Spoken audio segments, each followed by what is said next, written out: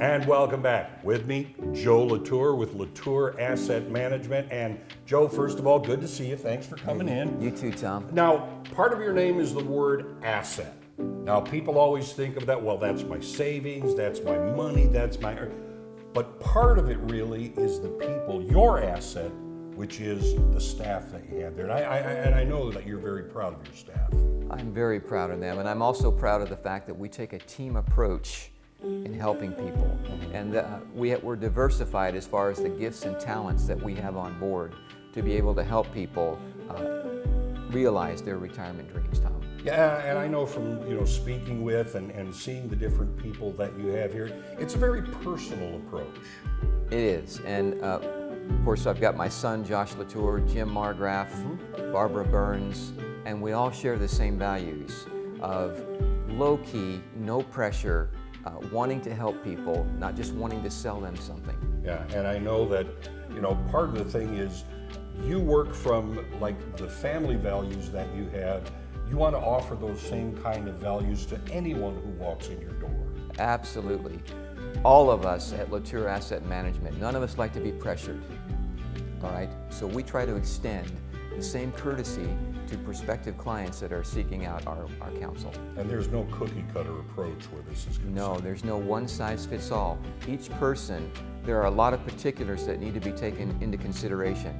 And just like a tailor would make a suit of clothes for you, we take your risk measurements, your goals, your objectives, and the plans that we come up with for you need to fit you.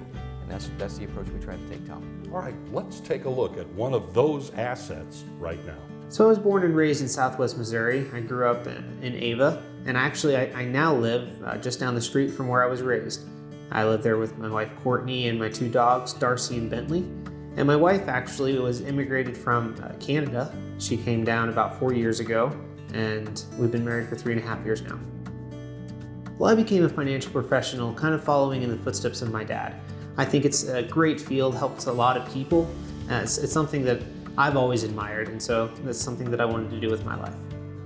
One of the things that I find most rewarding about my job is that I'm able to bring an element of peace to those who are facing the storms of retirement.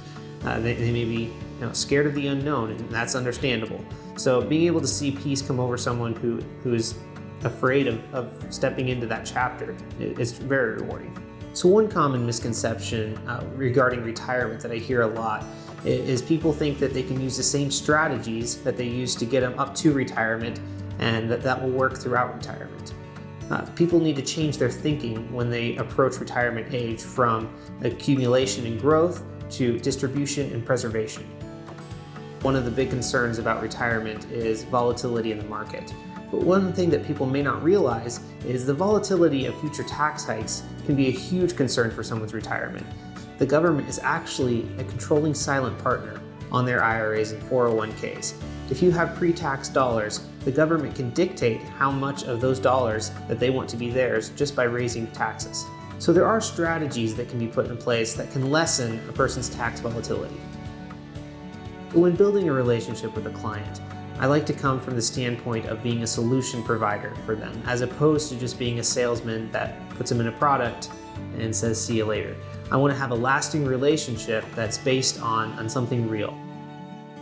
So a successful day for me, I feel like is, at the end of the day, I feel like that I've helped people and I've brought some peace of mind to their situation.